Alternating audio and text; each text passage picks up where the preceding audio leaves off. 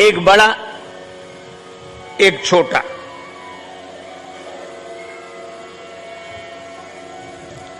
और दोनों के पास एक कम्बल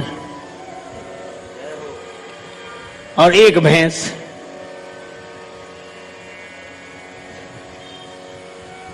बंटवारा हुआ तो छोटा भाई बोला भैया आप जैसा बंटवारा करो वैसे ही ठीक। ये बंद कर दो थोड़ी देर। तो बंटवारा मालूम क्या हुआ? बड़ा भाई बोला कि देखो ऐसा है, ये कम्बल दिन भर तुम्हारे पास, रात को हमें दे दिया करो। क्या निर्णय किया? दिन भर तुम्हारे पास, रात को हमें।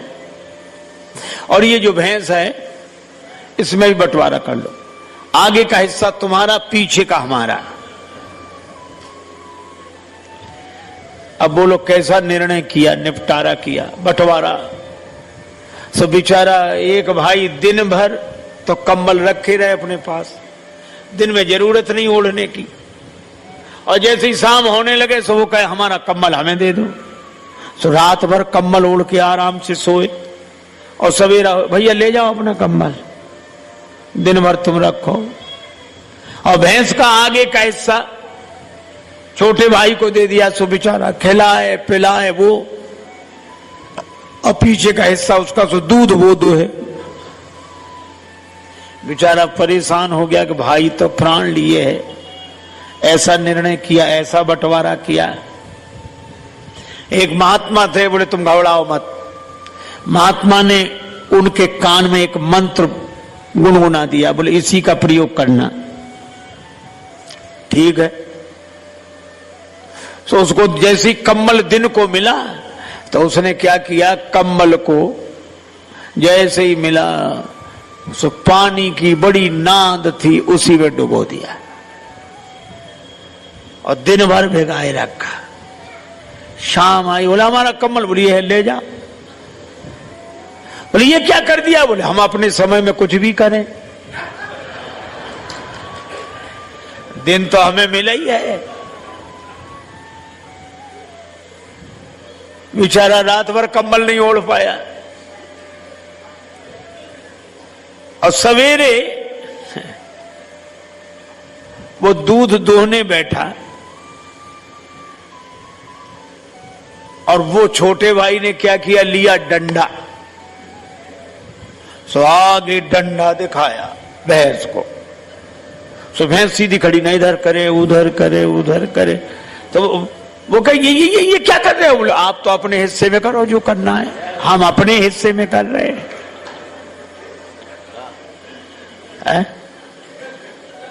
अकल लगी ठिकाने की नहीं।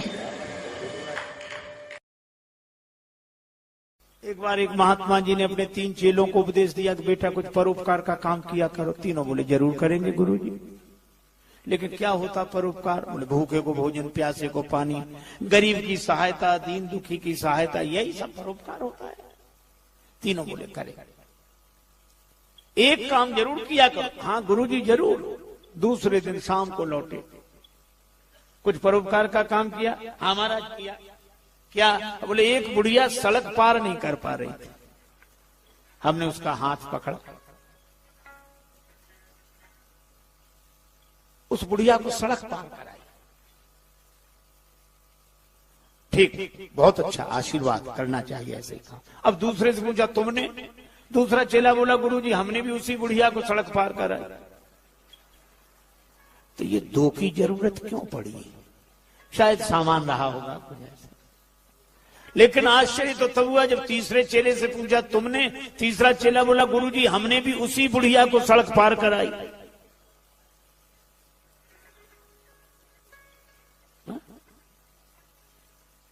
अब गुरुजी के आश्चर्य का ठिकाना नहीं रहा कि 3 की जरूरत क्यों पड़ी। एक बुढ़िया को सड़क पार कराने में 3 की जरूरत क्यों पड़ी?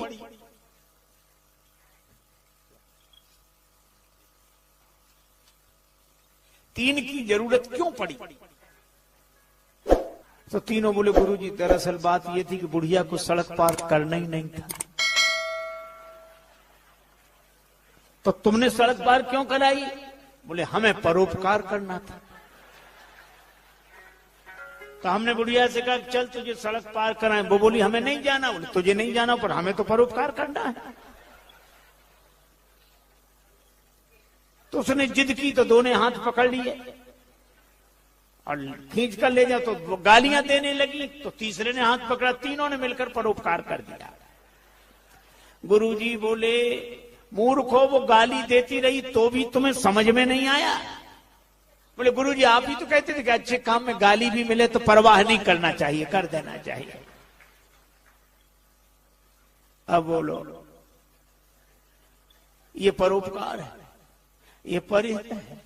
बहुत बार तुम धर्म के नाम पर धर्म करते रहते और धर्म के नाम पर हम जो धर्म करते हैं उसका धर्म से कोई संबंध नहीं होता और हम अपने को धर्मात्मा मानते रहते हैं। पीने का आप देखो जानवरों तक के नियम है, वे अपने धर्म से विचलित नहीं होते। पशु कभी धर्म से विचलित नहीं होता, इसीलिए तो उनके लिए कोई प्रवचन नहीं होता है ना, उन्हें सिखाना पड़ता।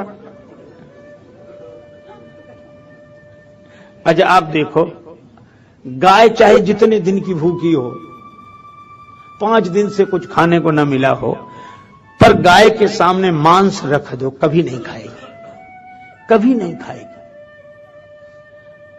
और शेर चाहे 7 दिन का भूखा हो, हरी हरी घास रख दो, शेर कहता है कि मैं मांस खाने वाला हूं, घास नहीं खा सकता। गाय कहती है मैं घास खाने वाली हूं, मांस नहीं खाऊंगी। और भगवान ने उनके दांत भी उस तरह के बनाए हैं, शेर के दांत उस तरह के मांसाहारी जैसे दांत है और गौ माता के दांत जैसे घास। पशु घास खाने वाला पशु गाय बैल कभी मांस नहीं खाएंगे, मांस खाने वाले पशु कभी घास नहीं खाएंगे। एक आदमी ऐसा है चाहे जो खिला ले, घास खा जाए, मांस खा जाए और समझाओ तो आपकी खोपड़ी खा जाए। आप देखो उनके भी धर्म है। मैंने कहीं सुना था एक बार कुत्तों में झगड़ा हो गया, कुत्तों में। एक सज्जन बोले झगड़ा होता ही कुत्तों में है,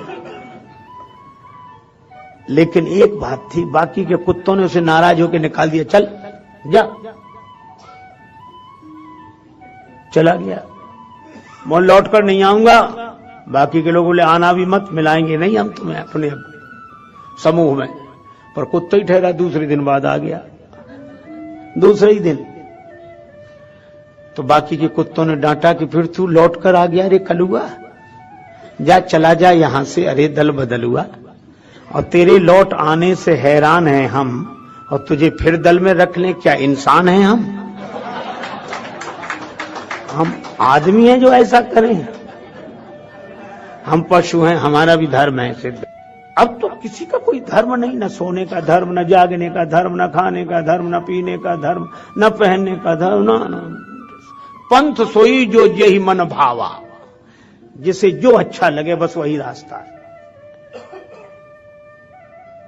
तो भगवान ने कहा कि जब सब मनमुखी हो जाएं तो धर्म के अनुसार चलेंगे कैसे? तो भगवान धर्म की स्थापना के लिए आए। हमारा सोना भी भगवान से जुड़े, जागना भी भगवान से जुड़े, भोजन भी भगवान से जुड़े, वस्त्र भी भगवान से, आभूषण भी भगवान से। फिर इंद्रियों को जोड़े, सुनना भी भगवान का नाम, बोलना भी भगवान का नाम, देखना भी भगवान।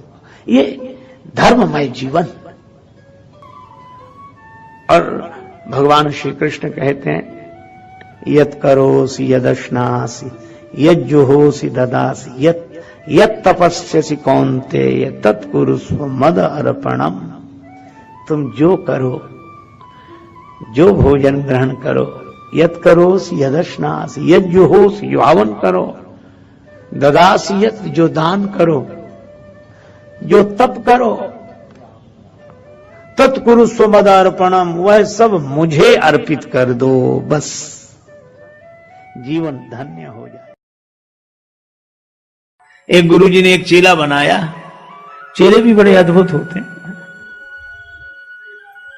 सो बड़ी नम्रता से गुरुदेव बैठा पास में था। तब तक गुरुजी ने कहा कि बेटा पानी बरस रहा है, गाय को बंधन से मुक्त करो, दूसरी जगह बांध दो। चेला बैठे बैठे बोला, गुरुजी जो स्वयं बंधन में पड़ा हो वो क्या किसी को बंधन से मुक्त कर सकता है? क्षमा करें गुरुदेव, ये मुझसे नहीं हो सकता। बंधन से मुक्त करना तो आपका काम है गुरुदेव। गुरुजी भी समझ गए कि चेला नहीं, गुरु ही मिला है। अब गुरुजी ने कहा चेले से विवाद कौन करे, चलो। गुरुजी गए, गाय को की रस्सी खोलकर उसको दूसरी जगह छाया में बांध दिया। थोड़ी देर में गुरुजी फिर बोले, बच्चा बाहर जाके देख पानी बरस रहा है कि बंद हो गया है। चेला बोला, गुरुदेव ये बिल्ली आपके पास बैठी है, बाहर से ही आई है। आप तो इसके शरीर पर हाथ घुमाओ, शरीर गीला हो तो समझ लो पानी बरस रहा है, और शरीर सूखा हो तो समझ लो पानी बरसना बंद। गुरुजी फिर भी चुप रहे। अब रात को गुरुदेव को नींद ना आए, वो दिया जल रहा था। बोले बेटा ये दिया बुझा दे। चेला बोला, गुरुदेव अब रजाई में घुस गए, अब कौन निकले बाहर। आप तो एक काम करो, क्या रामायण की बात याद करो, मुंह दिए नैन कतों को नहीं। आप तो आंख बंद कर लो, दिया को बुझा ही समझो। गुरुजी ने दिया बुझाया और सवेरे सवेरे एक भगत आया लड्डू लेकर, महाराज भगवान को भोग लगाओ, आप भी पाओ, सबको पवाओ। गुरुजी ने भगवान को भोग लगाया, बाल भोग लेकर बोले, बच्चा प्रसाद लेगा? सो दौड़ा दौड़ा आया। बोले, गुरुदेव मैंने आपकी 3 आज्ञाएं नहीं मानी है, चौथी भी नहीं मानूंगा तो घोर पाप लगेगा। ये तो लाइए।